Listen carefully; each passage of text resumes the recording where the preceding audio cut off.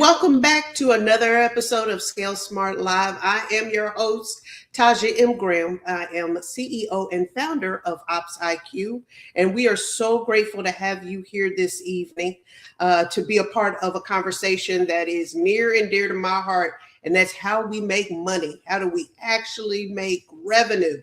And we've got a wonderful advisor tonight for you. But before we step into that, a little bit about Ops IQ. If you are one of those growth-minded founders that really is like, I'm ready for the scaling, I'm ready to get to the big dollars, the one thing we need to do is make sure you are actually structurally sound to doing that. And that's where Ops IQ can help. And one of those ways that we do that is both in resources as well as advisory. And the advisory is one of the biggest opportunities. It is a curated C-suite of advisors. If you were to make an investment in this C-suite, 6 individuals to be in your business, you're talking about $3 million plus a year. We give it to you at a fraction of the cost, and you're going to see why. But one of the big things we do is hit on topics that really matter to founders, like capital readiness and how do you get yourself ready to have the conversation with investors, or that you're looking for lending, right? Well, we have in the next 3 months a whole series to help you with that.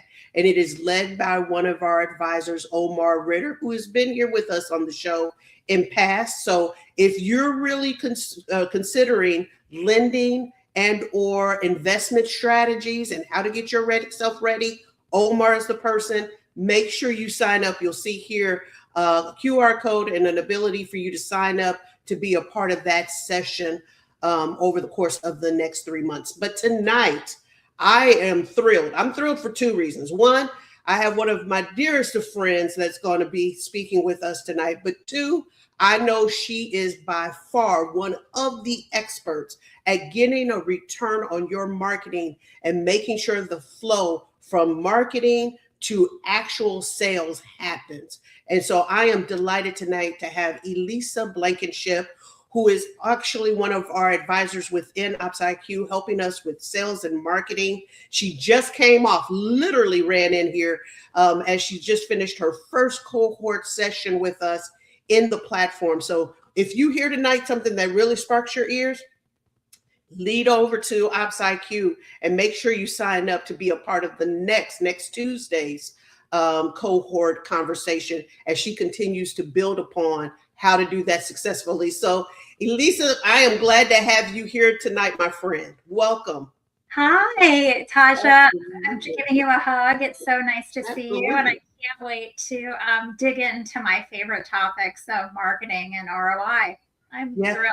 Thank you. So we have a background together. We've spent a lot of time in this area. You've known me as a sales leader and coaching in that arena for a long time. And I've seen you and your wickedness of smartness in this element as well, helping sales leaders and coaches in this arena. So tell us all a little bit more about your background. I don't want to spoil it. Well, yes. First of all, I'm just so lucky that we had a chance to work together and see each other's leadership styles. You know, building and growing a sales team is a challenge for a lot of leaders. And my first love was marketing. It's where I got my degree, my business degree in marketing, and quickly learned that sales and finding solutions for businesses was my passion. I love sales. But sometimes I would get frustrated with the marketing function and the marketing side of it. And I also got frustrated with the ROI conversations of, in this day and age, and I've said this for 20 years, in this day and age, why aren't we able to measure where our customer is and what they're looking for? So as salespeople, we can effectively meet their needs and shorten the sales cycle and win for everyone. So I've been fortunate to have a background in media and in digital social media. I started 2 businesses that were the loves of my life and had the opportunity to work at a small consulting firm. And now I'm doing fractional sales and marketing. So my career has really taken a big journey. I will say the most important job was being a mom and raising my 2 kids that are now off the payroll, for all of you that know what that means. So I'm super proud of that too. Awesome. And I'm so grateful again to have you not only here with us tonight, that is the big cherry on top, but working alongside of our growth minded founders that are within OpsIQ and giving them direction on exactly our title tonight, building revenue clarity through strategy, ROI, and how that looks in the digital execution platform. So as we dig in a little bit here tonight, kind of give us, Elissa, an overarching why this topic, what comes to mind in brief, and then we'll dig into what that means. I think when you look at businesses that are in that mode of we've just started, we've gotten our first customers, now we're ready to hire salespeople and hire marketing leaders. The biggest challenge is not aligning sales and marketing. The biggest challenge is getting everyone on the same page and then equating every action to, I have spent X amount of money, what return has it provided me? And the smaller company you are, the more important every dollar is. Even if you're a well-funded startup in Series B, C, if you are getting ready to be acquired, or if you're part of a venture capital fund, everyone's looking at every expense. And I read something today on LinkedIn by an executive recruiter that said, business leaders are being asked to do so much more with so much less. And there's really no excuse now for leaders not to be able to clearly measure return on investment. And if they can't measure it, they don't get those budgets. So it's crucially important in early stages to understand how to make marketing and sales work together, because the reason we're all in business is to make some cash.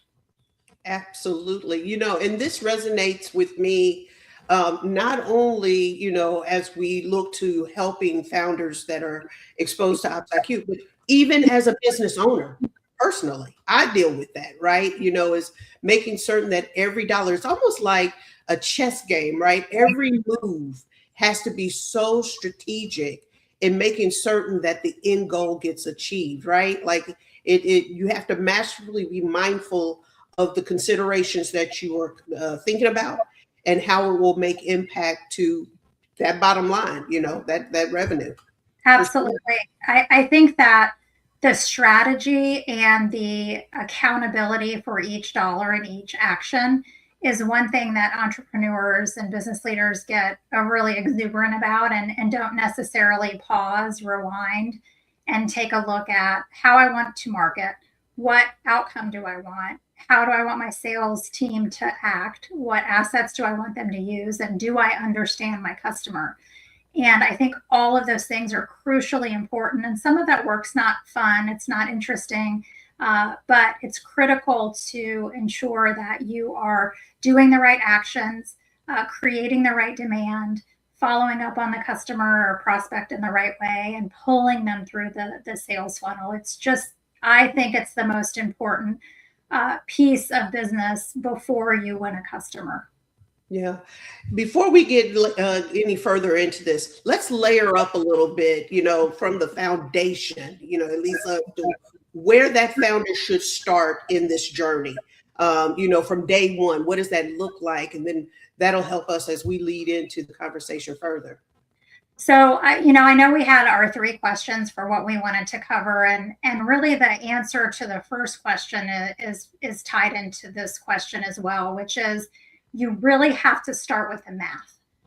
You really have to start with your revenue math. You need to be able to define your target, your average deal size, your win rate, your sales cycle length. You need to have information about what your pipeline is worth and how people come to find you. You really need to understand who the customer is that you're trying to reach, and you need to intimately know that customer or potential prospect as clearly as you can. You need to know them better than they know themselves, and so does your sales team. And I think that those areas of understanding buyer action, buyer friction, and where they are in the sales process is critical. The other thing I will say that is widely known is that, unfortunately, people don't always want to talk to salespeople, and especially in the business-to-business environment, about 90% of buyers are doing most of their work online or asking people or reading articles before they ever call a salesperson. So starting with a very strong foundation of ensuring that you are clear about the customer that you want to reach. You're clear about how you're going to measure that potential customer, but you're also crystal clear on how you show up before you even begin talking to them. It's the web is your digital front door, and so make sure it's welcoming. Absolutely. So let's dig a little further in this about the flow, right? Like you talked about, the areas that they should be focused in, knowing and understanding who your client is, who that ideal customer profile is, and then how do they go through their journey, and how does that look as they're looking for you in their research? What are other patterns or flows that you would recommend, and how does that look amongst your tech stack or the platforms that you would use? What would be those things that you would say really help that flow to exist? So I think it's important to start with, a plan is designed around how revenue moves through the business, not how departments or marketing channels are working. And so the first most important thing is you need to understand how business and revenue flows through your business. So starting with revenue map, like I mentioned before, is the first point. And the second is really mapping your buyer's journey. What you want to know are things, what you want that customer to do when they engage with you and how you are scoring that particular action. So for example, if you're a business that says, if someone books a demo with us and they meet with Elissa, we have a 25% chance of winning that business. There are a few data points that you're looking at with that. You're looking at how effective the demo is, how effective Elissa as a salesperson is, and how many demos she needs to create to win that average business. So one of the most important things is, what are you trying to move the buyer towards where you can begin to measure that action? So it might be a consultation, it might be a demo, it might be a trial, it might be something related to renewal or expansion in business. So you really need to map the journey. The next thing that I really encourage businesses to do, and I don't think this happens as often as I would like, is that you've got to have an SLA or a service level agreement between marketing and sales. And that's to start with a common language, meaning if you are defining things differently in an organization, you have to be very transparent. I think marketing and sales are two businesses that love an acronym, right? I mean, we're as bad as the government, where, an acronym is something that delights us and we like to use different acronyms, but creating a common language to say, how are we going to communicate and measure success from a marketing perspective and a sales perspective is incredibly important. And what an SLA might look like is you sitting down with marketing and sales and saying, what are we delivering?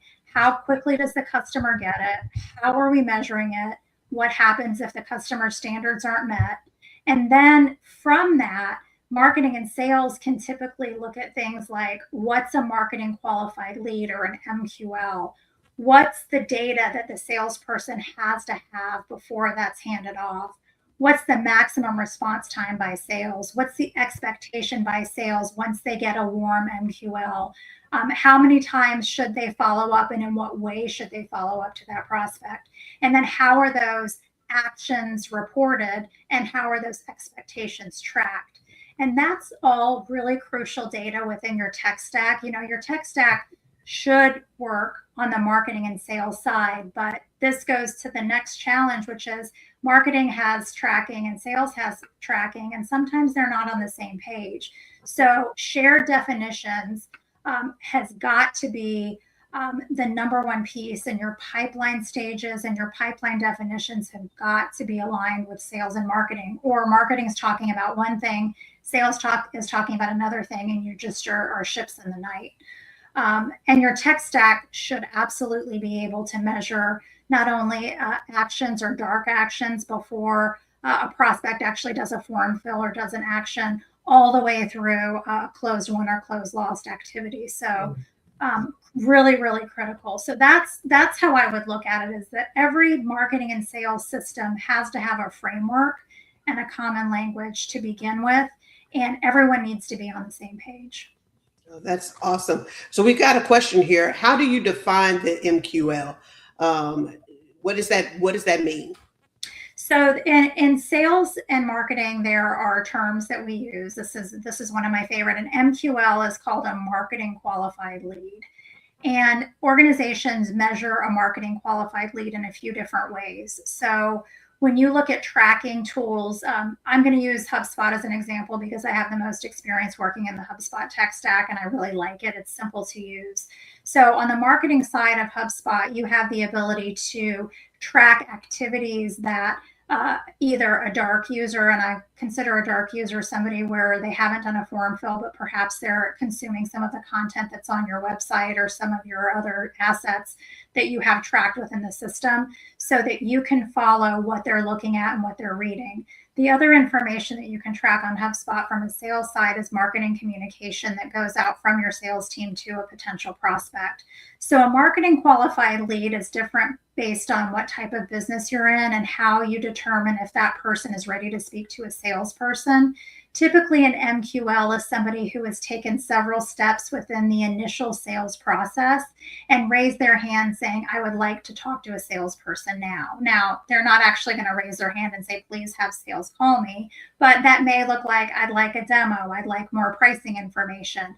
And so different organizations measure MQLs in different ways. So that's a marketing qualified lead as far as this person has been identified as someone that we as an organization can market to. They become an SQL when it's passed off to the sales team. And that means I'm ready for the salesperson to reach out to me directly. But marketing's responsibility is really to track those actions so they know, should I continue to market to this person? Should I market to this person in a different way? Should I market to the buying committee in a different way than I market to the actual person purchasing the product? So it's all of those actions that take place that say to the marketer, this person wants to communicate with us because they may be researching a solution. That's MQL. And just to recap, SQL is they have raised their hand in some way or given a trigger that says sales needs to reach out to them because they've created, there's a buying signal associated with it. Yeah. I want to ask this question because, it sounds like this is perhaps at times when you bring in that agreement, it's because you're dealing with a defined internal team. How do you see it, Elissa, play out when both of the functions, both marketing and sales, are external functions that you have resourced? How would you advise that founder to bring those two entities when they are two separate houses together in alignment for that? So this is going to be probably a controversial statement. I believe that number one, the sales leader, if they do not have a strong marketing counterpart, should own the marketing and sales function. Ooh. If you do have a strong counterpart, then I think it needs to be explicit that marketing is the first step in the sales process. So I believe that marketing is part of the sales process, not a separate entity.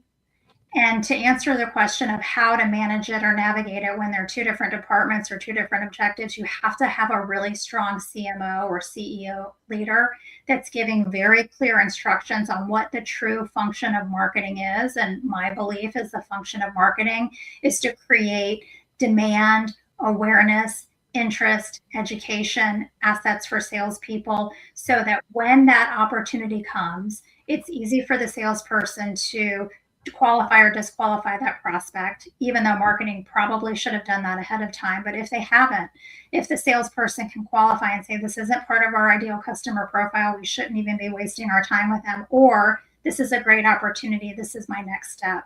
I believe you need to have a really strong leader that understands the true function of marketing and who owns what lane and responsibility. And the bottom line is marketing really is the first step in the sales process. So even before you identify who you want to call on, it's marketing's job to do sales. Now, some people don't agree with that, but that's always been my belief. Yeah.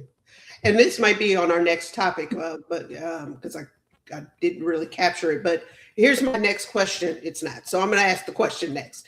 What happens when we do have this disconnect? When there is not that alignment, right? That either marketing is overpromised, right? Or that sales misaligned, or operationally, we have dysfunction. What would you say happens here?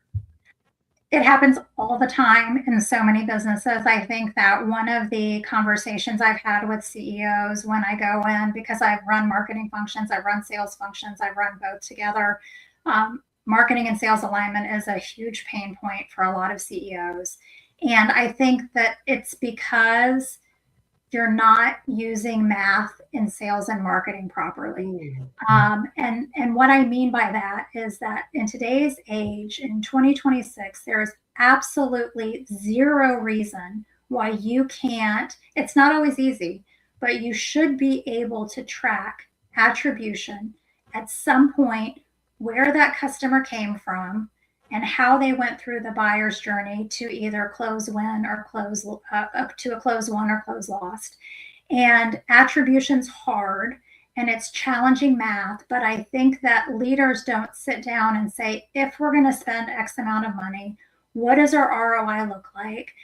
ROI, for those of you who aren't sure what that term is, ROI is return on investment.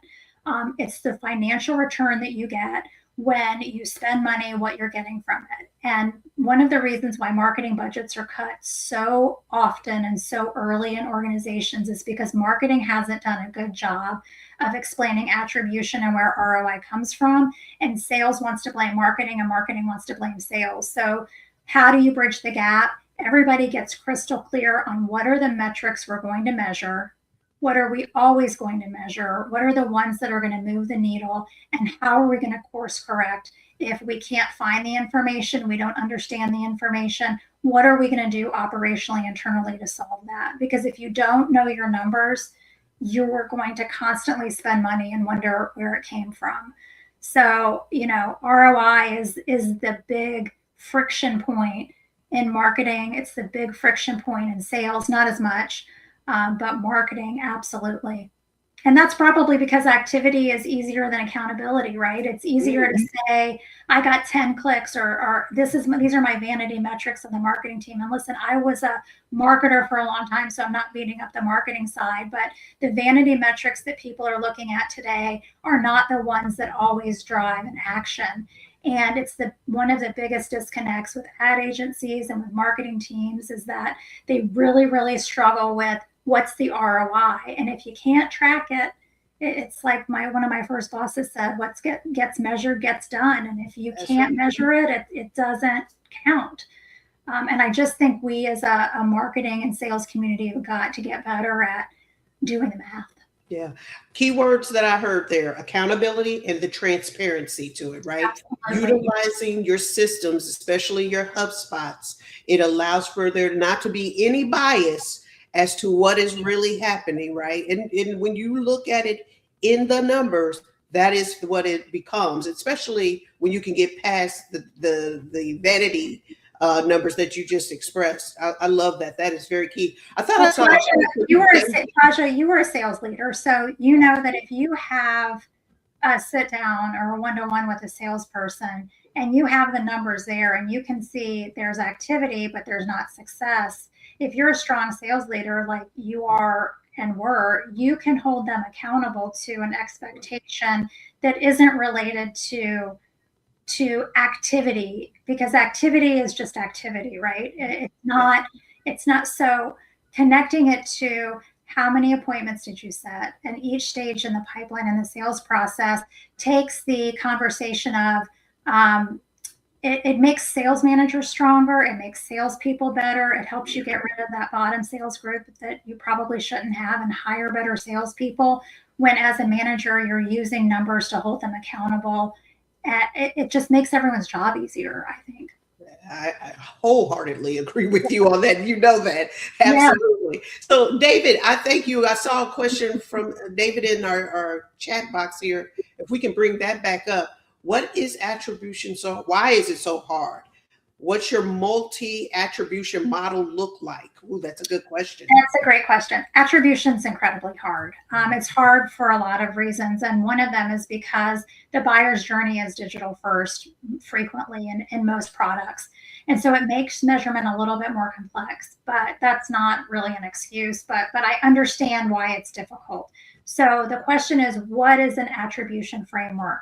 I think the first step in looking at your attribution framework is taking a look at your tech stack and your systems and asking really strong questions about what are we measuring, how are we measuring it, and where are the dead zones or drop zones, or where is the action that's happening without us having a measurement. That, one of the industries that is historically challenged in this area is healthcare, where they have a system for your email, they have a system for an appointment, but you can't book an appointment. But if you do book an appointment, then someone calls or you have to call them. And so if you have disconnected or disjointed systems that don't speak to each other, that's a foundational problem in looking at attribution. The other challenge with kind of attribution in general is that it's really challenging sometimes to determine if someone looked at an article, downloaded a story, had 3 or 4 actions that from a marketing perspective they would determine as a success. Which one do we attribute it to? And so there's some ambiguity, I think, in the marketing world that says we brought these 500 people and they had 3 actions, but every action isn't created equal. And so that's where you look at lead scoring and action scoring and really create these funnels so that you have the ability to understand the prospect so well that you know that if you provide information A, then information B, then information C, then information D, that once they get to D, they're more likely to make choice A or choice B. You begin to understand the process of truly the buying pattern and how they're going to interact with sales. But that, again, takes time and tracking friction points within the process and really honest conversations about how your customers are buying. And then just the big answer is that attribution models can be very simple, but they also can be really complex depending on the industry. I think what I'm going to do is write an article on different attribution models, and I want to provide some more detail in that. I didn't mean to give sort of a vanilla answer, but attribution is complex, but we should be able to do it. Yeah, I love that. And I'll be looking for that article. Yeah, absolutely. Absolutely. So let's go back to that ROI and the return on investment. People get butt puckered, especially in the organization when you talk about those expectations of ROI, right? So how should leadership, the CEO show up in those accountabilities, holding people accountable to the return on investment, but yet not stifle what is innovation and ability to deliver in that space? Well, I think one of my favorite quotes is ROI is not a marketing metric, it's a business metric, right? You have to look at it from a business perspective. You also have to be willing to understand that marketing is not an exact science. There's an art, absolutely an art to marketing. And so one of the things that we really need to look at is that don't discount the value of A/B testing. There's going to be a certain percentage of your dollars that you may attribute to that didn't work, and that's okay. I think an organization has to be comfortable with every single dollar that's spent may not lead towards a closed one. I mean, that's not really realistic. If somebody could come up with that formula, please let me know because I want to stop working. But the truth is that you have to have some flexibility within your marketing and your sales to test different tactics and determine what works and what doesn't. And I think this gets back to business 101, which is communication, clarity, expectations, clearly articulating this is where we want to go, this is what we want to accomplish, this is everyone's lane and their responsibility, and then together this is the expectation for how we're going to work together and how we're going to measure it in a non-punitive way. I mean, salespeople, I always laugh and say salespeople are the only people that every action is scrutinized, and no one else's action is scrutinized more than a salesperson, right? And we really need to start not scrutinizing, but looking at how the actions across organizations are measured, what adds value and what doesn't. So I think ROI has to be a bigger conversation outside of sales and marketing, personally, because organizations really are leaking, they're leaky buckets. They're losing a good bit of business because they just don't know where they're losing money. So hopefully that answered that question. Yeah, I think absolutely. So you've actually had several startups yourself, right? In the digital space, you know, as you being that founder, what are points did you realize strategy alone wasn't enough? That you had to be reliant on systems that you had in place to help you in that shifting. What did that look like for you?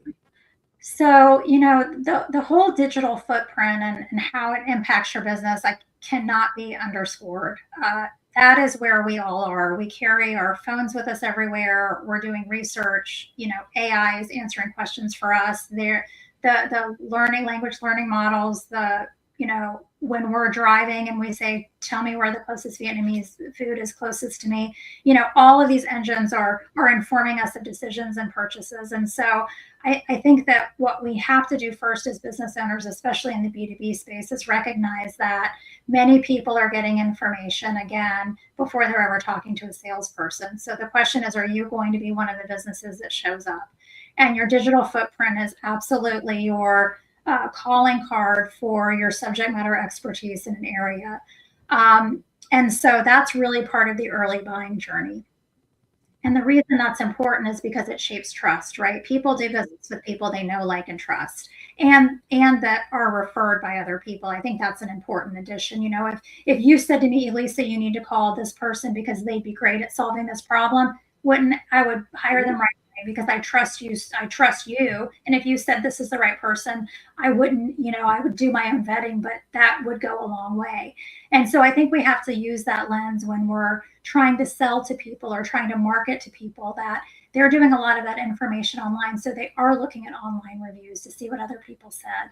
They're looking at how businesses respond to online reviews, which is really a delightful thing for me to look at. They're looking at how that business shows up, how often that business shows up, if that business wants to have a conversation with customers, if that business anticipates the questions that need to be answered before they talk to a salesperson. So all of that's really important with shaping trust. But it also, when you go to a website that looks like it was created when the interweb started, right? You automatically have this perspective of these people. I don't know whether I trust these people or not. So just how your site performs, the user experience, the clarity of call to action. I mean, I don't know how many really high-end websites I've gone to where I'm like, I just want to get a phone number to call someone, and you can't find a phone number. And so I think that the user experience is really critical. I think it also affects your speed to revenue. If you can find those solutions to answer customers' questions in a clear, transparent way, and transition that into, we'll have somebody call you and reach out to you when you're ready, I think that's when it's really, really critical. And whenever I started my second digital business, which was really a roll up of my first, where we started managing social media, all that was really focused on long form blogs and social media, and social media is very different today. So we could spend 2 hours talking about, should you be on every social media platform, and what's the most important one for you to look at? And I mean, that could be a 2-year conversation. But the truth is you have to show up online. You have to invest a budget to understand where your buyers are online, and you need to have some sort of tech stack to track your customers. And that's what all the cookies and all of that's for. Everybody expects to be tracked, unfortunately. And that's where the opportunity is, I think. Yeah, and you've hit on a very valid point. Your digital footprint really does have a quiet influence in your revenue. I mean, you want to pull in a little bit more on that, but founders need to realize that, right? Like you have to, and you alluded to it. Be selective in what of the social platforms that will be expressed best for your business. Talk a little bit more about how that really, going from that social content and delivery, how that really can pull into the revenue side of things. Where should a founder be seeing that or recognizing it in the process? I think this goes back to the webinar that I just did on ideal customer profile, and that you really have to understand your buyer And then one of the conversations we had is that so many complex sales now have buying committees, larger enterprise deals. There is not one buyer. You typically have a buying committee, and you don't always know who all of those people are that are influencing a sale or purchase. But what I can promise you is, even if you don't know the IT person that has to approve this purchase that you're selling at an enterprise level, they are reading about your company. They are reading about solutions. They are vetting you. And so having the ability to answer and validate and create a trusted partnership with dark users, meaning people that you don't know are either influence of the process or don't want to opt out because they don't want to be called by a salesperson, that's critical. It absolutely affects conversion. It affects your speed to revenue and the cost to acquire a customer. But the other thing to remember is it's not just digital. You do have to remember that throughout the buying committee, people receive information about buying certain products and services differently. That's why there's still conferences. That's why there's still trade journals. That's why there's still, albeit, it's diminishing significantly, but that's why there's still newspapers and online, is that you have to know where your buyer and your buying committee are consuming information to make that decision. And you have to be really targeted about it, which means getting back to sales and marketing 101, you have to intimately understand your prospect, the pain points, what's keeping them up at night, why they would or wouldn't do business with you. And you have to clearly articulate that consistently online. And that's why social media, is important. It's certainly not the most important platform, but social is search. And in the AI world, when you try and Google something now, it gives you AI answers first. So you really have to be prepared for that engine to work. And I think that there are a lot of industries that are just lagging behind because the digital adoption has just changed so quickly.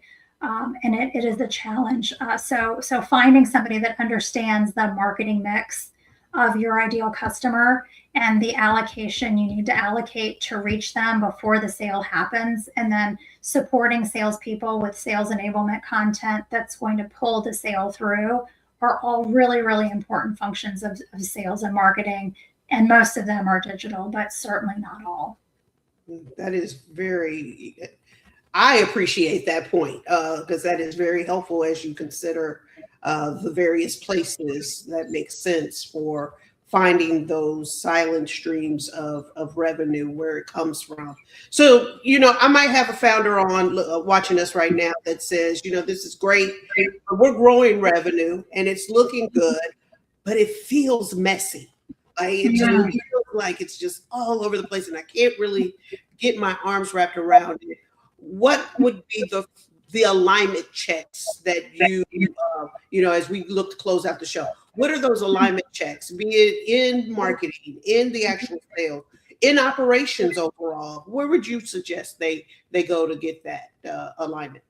So CEO founders are the most beautiful group of people because they had a vision and they believed in it, and they got people along the way to invest time and money and energy in their lives to help build this dream of this founder investor.